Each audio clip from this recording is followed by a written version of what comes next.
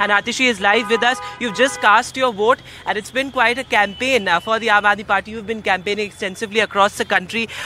Do you sense a sympathy factor for Arvind Kejriwal, not just in Delhi but across the country? 100%. I think people are very clear that they don't want to see India turn from a democracy into a dictatorship. They don't want to see opposition leaders being jailed just before the elections. They don't want to see India become one party, one leader kind of country. And I think that the people of Delhi and the people of India are going to cast their vote against that. And your own constituency, we've seen a host of issues, from the landfill issue to cleanliness, but these are national elections. Do you see this as a battle between Modi's guarantees and Arvind Kejriwal's guarantees?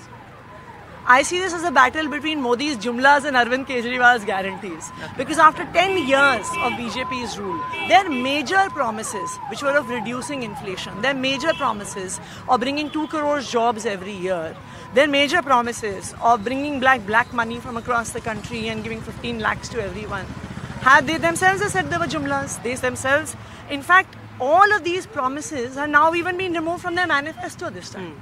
Whereas on the other hand, you have an Arvind Kejriwal who gives 24/7 electricity, you have an Arvind Kejriwal who gives electricity free of cost, has high quality government schools, provides free healthcare, gives women free bus rides. So I think the difference is very clear to see. And despite Arvind Kejriwal's interim bail, the optics, many would say, have not been in the favour of the Aam Aadmi Party, with the entire Swati Maliwal episode and of course the long drawn battle with the LG as well, and new cases sort of being brought up. Would you concede that the optics perhaps have not been entirely favourable for the Aam Aadmi Party in the run-up to the polls? The people of Delhi know exactly what is going on. They see the fact that every time elections happen and every time it is clear that Aam Aadmi Party is winning, Bharatiya Janata Party comes up with some bizarre conspiracies.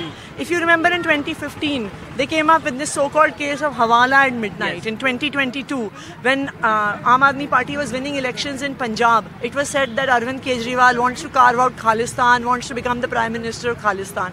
So people are now aware that when the Bharatiya Janata Party is losing, they come up with desperate conspiracies and try and defame Aam Aadmi Party. Right. And my last question very quickly, your allegations against the Lieutenant Governor, what do you have to say about that?